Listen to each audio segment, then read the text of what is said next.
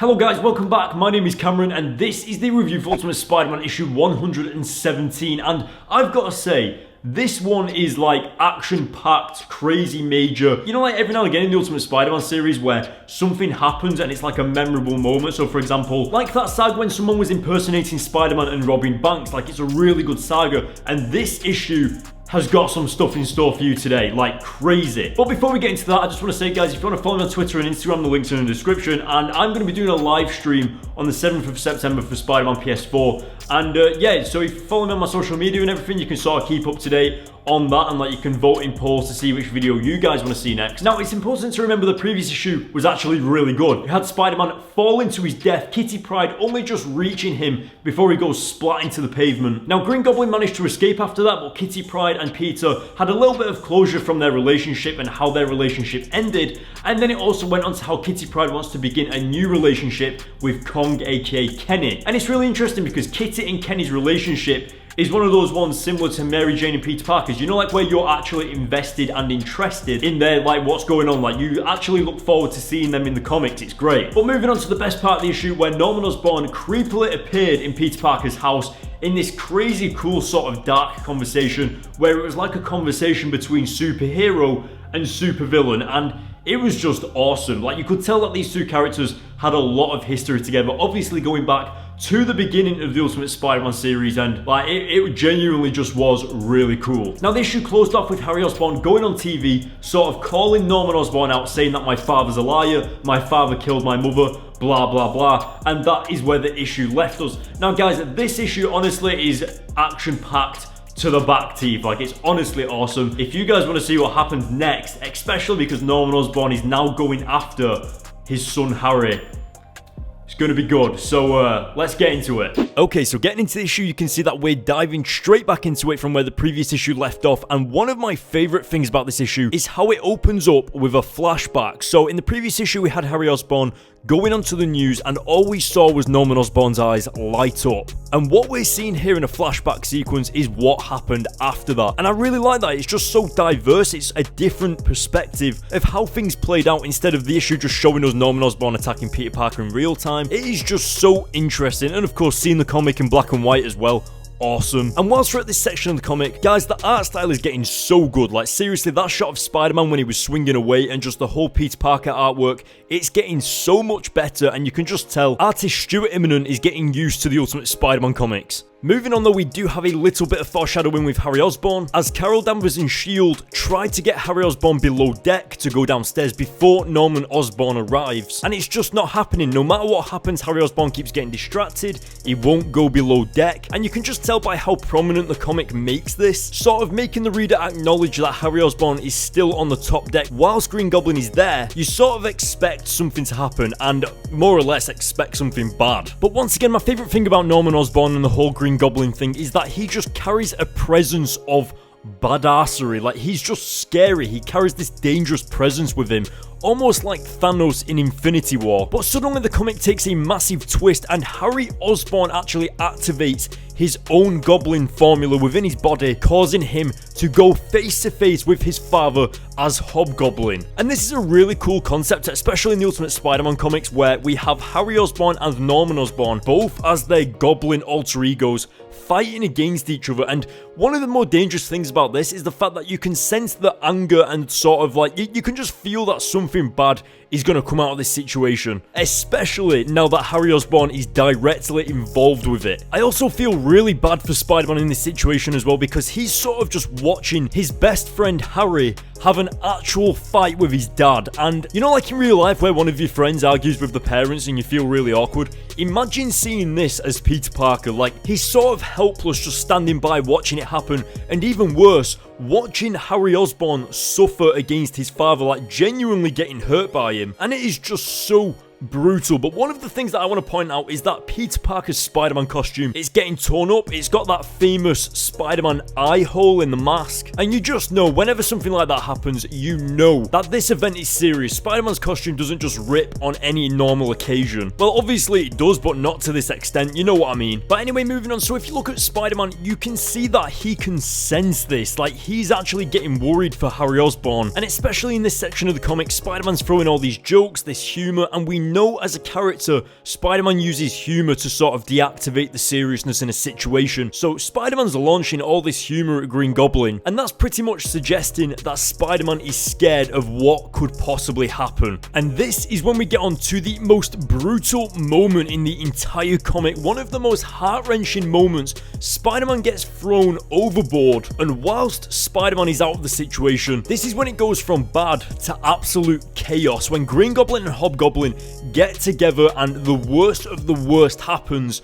Norman Osborn Green Goblin kills his own son, Harry Osborn. And genuinely, as a reader of the comic, this moment is absolutely awful. I mean, it makes it so much more powerful when Norman Osborn himself realizes what he's done, powers down, and then asks to die. He literally asks for someone to kill him, and that is just so heart-wrenching. It's awful, truly awful. But the comic doesn't end there. It gets even worse when Spider-Man is left to pick up the pieces. Spider-Man gets back on board, and it's already gone down. Harry Osborn is lay there, already dead. And again, the worst thing about this was that Spider-Man was completely helpless and powerless to stop it. And at the end of it all, Spider-Man has lost one of his best friends. And it's so emotional. It kind of reminds me of that moment with Tom Holland in Infinity War, where he's sort of pleading to Carol Danvers as to why they didn't cure Harry Osborn of the Hobgoblin serum. And the way Spider-Man walks away from the situation, hating S.H.I.E.L.D., hating Carol Danvers, I wonder what it's going to be like when Nick Fury returns. But as we come up to the end of the issue, it's lovely to see like the community and the school and everything remembers Harry Osborn as this genuine nice guy. And sure, he disappeared for months on end, maybe even a year in the Ultimate Spider-Man comics, but everyone still remembers him fondly. You've got Mary Jane, and I think that's Liz Allen crying. I think the comic ended on a really, really beautiful tribute to Harry Osborn, and it was really cool how the teacher sort of let that happen. So that is the end of this issue, guys, but I hope you enjoyed it. The issue was crazy. Let me know in the comments below what you thought of this issue and obviously the whole events, and just, it was so awesome. I'd love to talk about it with you guys. Before we end the video, we need to go back on camera and talk about the highlights of the issue, so let's go. Oh my god, what did you think of that? Like, isn't that like one of the best issues that we've had in a while? I think so, in my opinion. So good, and it was a major issue. It's something that's going to leave a little bit of a mark for maybe the next couple of issues, or obviously the future of the Ultimate Spider-Man series. But yeah, let's just get into it. So first off, I absolutely loved it how Brian Michael Bendis opened the comic up, showing us a flashback to how Peter Parker actually got knocked out and attacked by Goblin. Because if you think about it, we could have just seen that in real time. We could have just seen Norman Osborn freak out, turn into the Goblin, hit Peter Parker, then fly off. And instead, it was a really interesting flashback as to how that happened. And it was like we were catching up. And what I really like about that is that it sort of gives us the sense that the comic continues even when we're not reading it. Does that make sense? Do you get what I mean? It's like the universe is real, like it's alive even when we're not there. Now, the concept of Goblin and Hobgoblin fighting each other is a really crazy concept, especially because the Hobgoblin and the Green Goblin are both father and son. Like, that creates a whole new dynamic relationship, and just talk about family problems, like Jesus. And now what stood out to me the most was how Spider-Man was just sort of in the middle of it, trying to do the right thing. He's trying to stop two unstoppable forces from coming together to fight each other, because once they start attacking, like, anything could happen, and Spider-Man's just in the middle of it, trying to do the right thing. And I think what's important as well is when Spider-Man's costume starts getting torn up, I think that's when you know as like a comic book reader that this, like, something bad is gonna happen. Like, you know, like, it's just one of those things where when Spider-Man's costume starts getting ripped up, that it's going to be like a major event. Something bad is going to happen here. And that's definitely the sense that you get as you're reading the comic. You can just tell by the overall tone. Norman Osborn is just unstoppable as the Green Goblin. Like, they shoot him out the sky, he comes back. And you really get that sense as you're reading the issue. So I just love how that happens. It's just so good. But whilst Harry is fighting his dad, you just feel so sorry for Harry, because you can clearly see that Harry's sort of pulling his punches. Like, he doesn't want to fight his dad. Whereas Norman Osborn, on the other hand, is just full on trying to teach Harry Osborn a lesson. He's not pulling his punches, he's not holding back. And obviously, I think that's a little bit more to do with the fact that he's enraged with, like, the Green Goblin. Like, he's fully in it. It's like the Hulk. Like, he's just angry and he's not really thinking about what he's doing too much. And this is when the most depressing, sad moment, but most impactful moment of the issue came around, was when Norman Osborn killed his son. And I'm not even joking, the reaction from Norman Osborn, like, I'm even getting goosebumps now as I'm talking about it. How he says, "just kill me." Like, you can tell by Norman Osborn's face and just how he powers down, like, he is extremely disappointed in himself. Norman Osborn is known as being quite a harsh character to his son, like to his family, but at the end of the day, he's just a businessman. He really does love his son, but he's also just trying to make a man out of him, I suppose, and he took it too far this time, and especially when Carol Danvers and the S.H.I.E.L.D. agents were also shocked at the fact that he just killed his own son. Like, that's how you know as a villain that it's bad. But what really put the cherry on top of the issue, what really made it, like, really heart-wrenching, was when Peter Parker climbed back onto the raft and he was already too late. Harry Osborn had already been killed by Goblin, and at the end of it all, it's just Spider-Man who's lost everything again. Like, due to Peter Parker and his Spider-Man life, now Peter's lost one of his best friends, and that is just so awful because it's always Spider-Man that gets left behind with something. He's always the one that has to pick up the pieces, and Peter's reaction at the end was justified towards Carol Danvers. The way that he just sort of grabbed them and was like,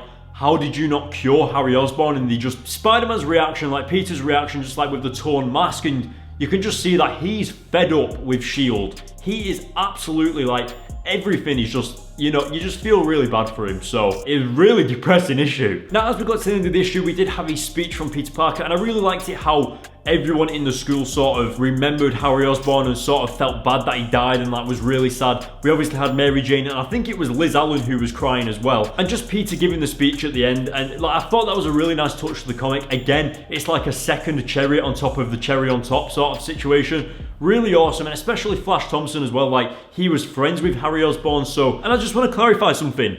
Harry Osborn stays dead. Like, he doesn't come back to life. This is, I know, like in the comics, like characters die and come back to life. Harry Osborn doesn't come back to life. He dead, like, fully. So, yeah, this is impactful. But now it's time to rate the issue, and obviously, guys, it's got to be said, overall, this comic was a really, really sad issue. But that is why these comics are so good. This is why the Ultimate Spider-Man series is so popular, because it has disastrous events in the comics like this that really leaves a mark on you as the reader. So guys, I'm going to give this issue a 9 out of 10. To be honest, I'd probably give it a 9.5 out of 10, but I don't do 0.5s, and obviously it's not like a perfect issue, but yeah, like Jesus. And I know I say it every single time, but it has to be said, the artwork really brought the comic together in this. Like, the emotion, Peter Parker's face, like Norman Osborn's facial expressions when he killed his son, and the artwork really, like, it really went well together with Brian Michael Bendis' writing in this issue. I mean, even Peter Parker, you can tell that the artwork is getting really well. Like, he's getting used to drawing Peter Parker in a bit more of an Ultimate Spider-Man comic kind of way. So yeah, the artwork's improving, and it just works so well with this. Now guys, that is it for this video, and that is it for the review of this issue. I hope you enjoyed it, but just remember, I am going to be doing a live stream on 7th of September for Spider-Man PS4, so you can follow me on all my social media. The links are in the description. So yeah, go and do that. And if you liked this video and you liked, obviously, the rest of the videos and more Spider-Man PS4 stuff, you can hit the like button on this video and hit the subscribe button. But just to clarify, just really, like, please leave a comment as to what you thought on this issue, because obviously this is quite a major one and it's really sad. So I'd love to talk about it with you guys in the comments, see what you guys thought about it. And yeah, that is it for this video, guys. So thank you so much for watching, and I will see you all in the next one when that comes around on Sunday. So thank you. I'll see you next time. Goodbye.